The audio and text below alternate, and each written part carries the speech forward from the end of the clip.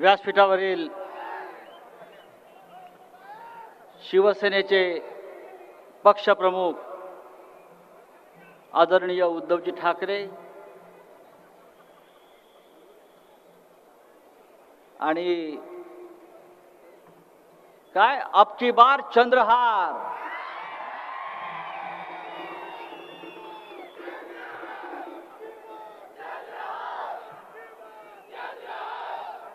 त्यांच्याकडे उद्धवजी त्यांच्याकडे काय डबल इंजिन ट्रिपल इंजिन आमच्याकडे डबल महाराष्ट्र केसरी आहे. त्याच्यामुळे डबल इंजिन ट्रिपल इंजिन आता सांगलीमध्ये फेल. आपण सर्व ज्या विराट संख्येने इथे जमलेला आहात, मला क्षणभर वाटलं की इथे कुस्तीची दंगलच सुरू आहे. कारण सांगली कोल्हापूरला एवढी गर्दी कुस्तीलाच होती.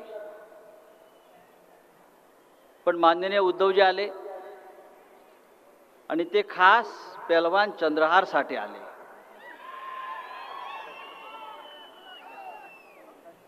लोकांच्या मनात संभ्रम निर्माण केला जातो. संभ्रम काय आहे? इथे कोण लढणार?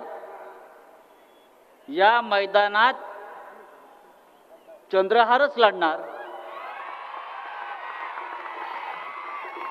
चंद्रहारच जिंकणार. आणि हा महाराष्ट्र डबल केसरी त्याची विजयाची गदा घेऊन एका हातात मशाल घेऊन दिल्लीच्या संसदेत गेल्याशिवाय राहणार नाही, ही गॅरंटी ही सभा देते आहे.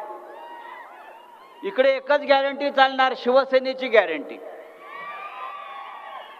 खरं म्हणजे आजच्या सभेला उद्धवजी आपल्याला माहिती आहे आजची सभा होणार नाही होणार, होणार नाही होणार, पण सभा झाली आहे.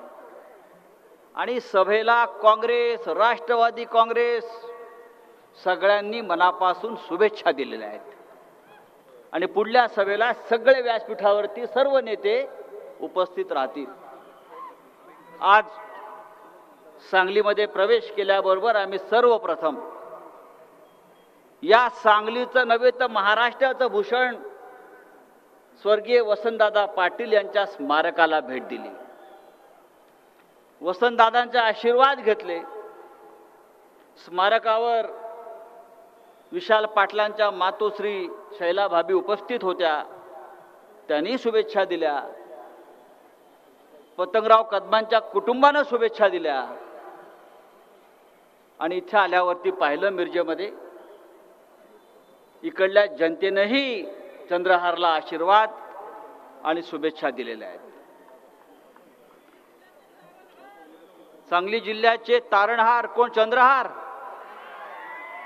मग काकाचं काय करणार? हिंदीमध्ये एक म्हण आहे, हिंदीमध्ये एक म्हण आहे, मौका पडे बाका तो गधे को भी काका कहना पड़ता है.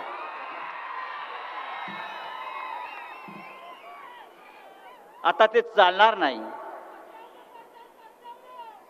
तासगावला पाठवताय, कशाला? कुठेही पाठवा, पण चंद्रहार मात्र दिल्लीत जाईल याच्याविषयी माझ्या मनात शंका नाही. या महाराष्ट्रामध्ये आणि या देशामध्ये सध्या एकच आवाज घुमतो आणि एकच आवाज ऐकला जातोय, तो म्हणजे शिवसेनेचा आणि माननीय उद्धव ठाकरे साहेबांचा.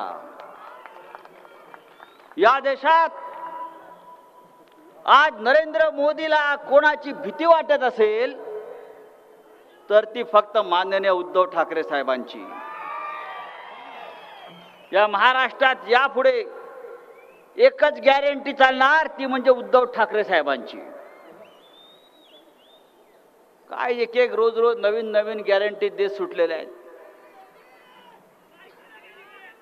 काय उद्धवजी ऐकलं का? मी आपल्याला एवढंच सांगतो की बाबांनो, कोणाविषयी आपल्याला वाईट बोलायचं नाही, कोणाविषयी वाईट विचार करायचा नाही, पण सत्ता येईल तेव्हा त्यांना सोडायचं पण नाही. आज चंद्रहार आपल्यासाठी एक शुभ शकुन आहे. समोर आमचे तेजस ठाकरे आपली सभा ऐकायला आलेले आहेत आणि तेजस ठाकरे फार कमी वेळा सभा ऐकायला जातात. आज म्हटले, आज चंद्रहार यांची सभा पाहण्यासाठी आणि ऐकण्यासाठी मला इथे यायचं आहे आणि ते समोर बसून आपली सभा ऐकतायत आणि अनुभव घेतायत. या व्यासपीठावरती आपण मगाशी सांगितलं की 25 महाराष्ट्र केसरी आणि 10च्या वर हिंद केसरी या व्यासपीठावरती उपस्थित आहेत. कोणत्याही व्यासपीठावरती इतक्या मोठ्या संख्येनं खेळाडू उपस्थित राहिल्याचं मी पाहिलं नाही, ते सुद्धा एका उमेदवारासाठी. शिवसेना ही दिलेला शब्द पाळणारी संघटना आहे. अमित शहानी बाळासाहेब ठाकरे यांच्या खोलीमध्ये मातोश्रीवर एका पवित्र मंदिरामध्ये माननीय उद्धव साहेबांना दिलेला शब्द पाळला नाही आणि त्यानंतर या महाराष्ट्रामध्ये जे महाभारत घडलं त्या महाभारताच्या आपण सगळे साक्षीदार आहात. तुम्ही जर शब्द पाळला नसाल, तुम्ही दिलेला शब्द राखणार नसाल, तर या महाराष्ट्राचा इतिहास बदलण्याची आणि घडवण्याची ताकद माननीय उद्धव ठाकरे आणि शिवसेनेमध्ये आहे. हे माननीय उद्धवजींनी दाखवून दिलं. हा कुटुंब संवाद मेळावा आहे, जनसंवाद मेळावा आहे. आतापर्यंत गेल्या 2 महिन्यात माननीय उद्धवजींनी 100च्या वर सभा महाराष्ट्रामध्ये घेतल्या. महाराष्ट्राच्या कानाकोपऱ्यामध्ये लोकांनी त्यांचं प्रचंड स्वागत केलं. मग विदर्भ असेल, मराठवाडा असेल, कोकण असेल, कोल्हापूर असेल आणि आज सांगलीमध्ये पोचलेलं आहे. आणि याचा प्रचंड धसका आपल्या विरोधकांनी घेतलेला आहे. शिवसेनेचा एवढा धसका घेतला की महाराष्ट्राचं रक्षण करणारी शिवसेना मराठी माणसाच्या स्वाभिमानासाठी माननीय बाळासाहेब ठाकरेंनी निर्माण केलेली ही शिवसेना या गुजरातच्या 2 नेत्यांनी तोडली फोडली आणि महाराष्ट्र तोडण्याचा त्यांचा प्रयत्न सुरू आहे. आणि आज मी इतकंच सांगेन, ही सांगलीची भूमी उद्धव साहेब महाराष्ट्राच्या प्रत्येक लढ्यामध्ये, संयुक्त महाराष्ट्राच्या लढ्यापासून ते मुंबईच्या निर्मितीच्या लढ्यापासून या सांगलीतला कार्यकर्ता जो मुंबईतला आहे, अगदी वसंतदादा पाटलांपासून ते ठामपणे शिवसेनेच्या मागे उभे राहिलेले आहेत. आणि म्हणून उद्धवजींनी निर्णय घेतला, ज्या वेळेला आपल्याला सांगलीची निवडणूक लढायची आहे आणि सांगलीची निवडणूक जिंकायची आहे. काय आहे ही सांगली? क्रांतिकारकांची भूमी आहे. स्वातंत्र्याच्या लढ्यामध्ये वसंतदादा पाटलांसारखे क्रांतिकारक स्वातंत्र्य सैनिक या भूमीत निर्माण झाले. त्यांनी ब्रिटिशांशी संघर्ष केला, त्यांनी ब्रिटिशांच्या गोळ्या आपल्या छातीवर झेलल्या. तोच हा सांगलीचा जिल्हा आज ठामपणे शिवसेनेच्या मागे उभा राहतोय. तो दुसऱ्या स्वातंत्र्याच्या लढ्यासाठी, जे आपलं स्वातंत्र्य, जे आपली लोकशाही नरेंद्र मोदी आणि अमित शहा यांनी संकटामध्ये आणलेली आहे. हे संकट आपल्याला दूर करायचं. महाराष्ट्रावर 400 वर्षापूर्वी अशा प्रकारचं संकट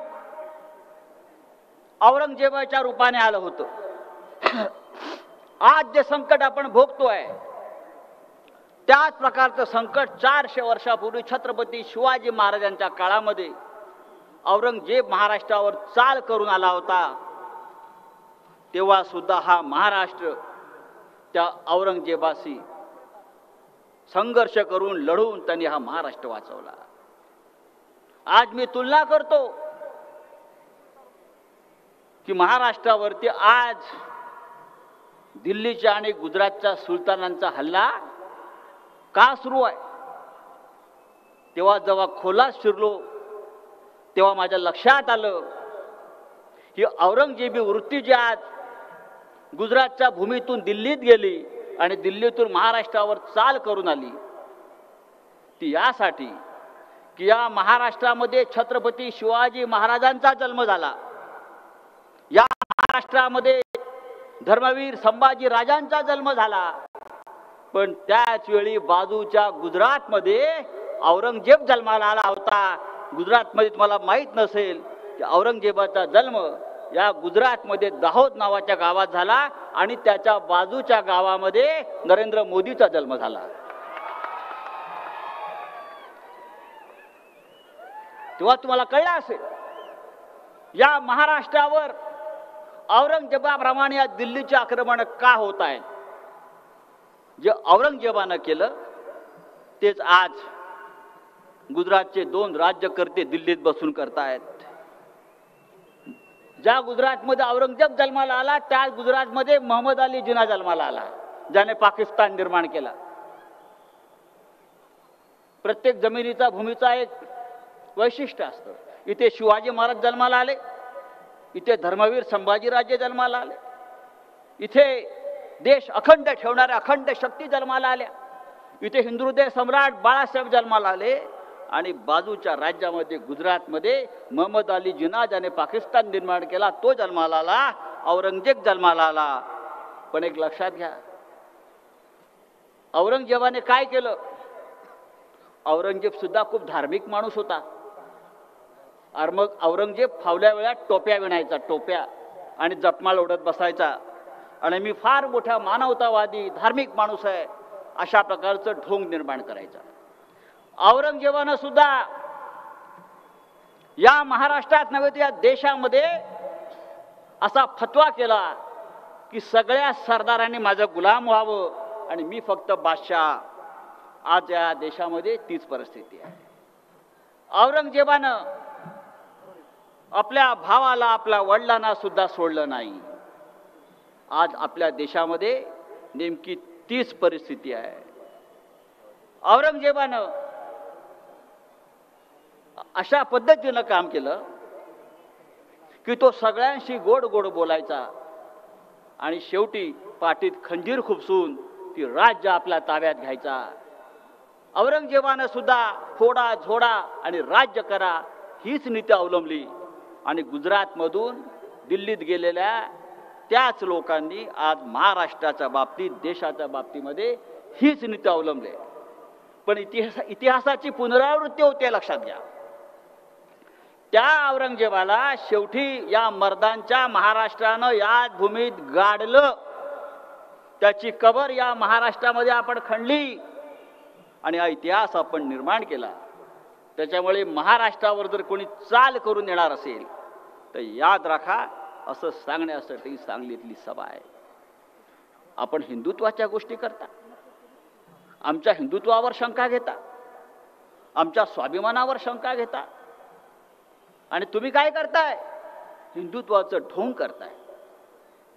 उद्धव साहेब आपल्याला माहीत असेल, या जनतेलाही माहीत असेल, गेल्या काही दिवसापासून या देशामध्ये निवडणूक रोख्यांचा घोटाळा आपल्या सगळ्यांनी पाहिला असेल. धमक्या देऊन ईडी सीबीआय मागे लावून चोरांच्या सरदारांनी आपल्या बँकेच्या भाजपच्या खात्यामध्ये 8,000 कोटी रुपये गोळा केले. याला म्हणतात हप्ता वसुली. कोणाकडून केले? 1000 नावाले असतील, पण तुम्हाला मी फक्त एक सांगतो आणि यांचा हिंदुत्वाचा मुखवटा जो आहे तो तुम्हीच त्याच्यामुळे ओरबडून काढाल. काही काळापासून भारतीय जनता पक्षानं त्यांच्या नेत्यांनी ठिकठिकाणी गोवंश हत्याबंदी, गोवंश हत्याबंदी किंवा गायी वाचवा अशा प्रकारचे आंदोलन सुरू केलं. ठिकठिकाणी अनेक निरपराध लोकांना, आमच्या मुस्लिम बांधवांना देशभरामध्ये पकडून त्यांचं मॉब लिंचिंग केलं. पण आज जेव्हा मी ती यादी तपासली त्यांना देणगी देणाऱ्यांची, तेव्हा जगामध्ये गोमांसाचं एक्सपोर्ट करणाऱ्या कंपन्याकडून, गायींची हत्या करणाऱ्या कंपन्याकडून या भारतीय जनता पक्षाच्या खात्यात 250 कोटी रुपयाचा निधी आलेला आहे. हे यांचं हिंदुत्वाचं ढोंग आहे. आणि अशा या ढोंगी लोकांचा बुरखा आपण फाडला पाहिजे.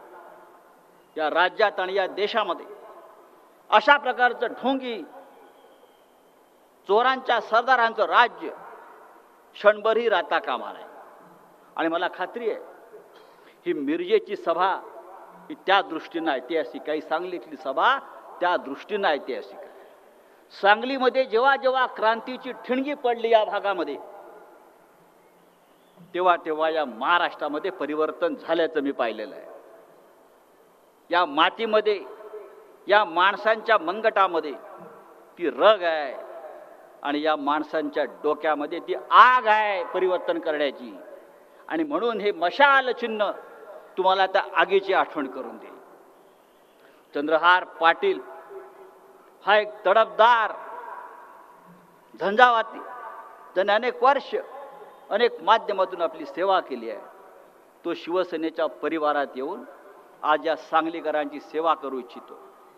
आपण सगळ्यांनी एक निश्चय केला पाहिजे संपूर्ण जिल्ह्यात की एक सामान्य शेतकऱ्याचा मुलगा ज्याने या सांगलीची प्रतिष्ठा आणि मान कुस्ती क्षेत्रामध्ये देशभरात उंचावली, ज्याच्या मागे धनशक्ती नाही, ज्याच्या मागे राजकीय शक्ती नाही, तर शिवसेनेसारखी एक संघटना उभी आहे आणि आपली एक लोकशक्ती उभी आहे. आपण सगळ्यांनी त्याच्यामागे ठामपणे उभं राहावं. आणि माननीय उद्धव साहेबांना आपण वचन दिलं पाहिजे, होय आम्ही चंद्रहारला दिल्लीमध्ये पाठवल्याशिवाय स्वस्थ बसणार नाही. आणि मला खात्री आहे आजच्या सभेनं ती विजयाची गदा डबल महाराष्ट्र केसरी आता ट्रिपल होत आहे. आपण हिंद केसरी होत आहे. आपण रुस्तमे हिंद होणार दिल्लीत जाऊन. आणि आपण शिवसेनेचा भगवा झेंडा आणि विजयाची गदा घेऊन दिल्ली जातात. जय हिंद, जय महाराष्ट्र. एबीपी माझा, उघडा डोळे बघा नीट.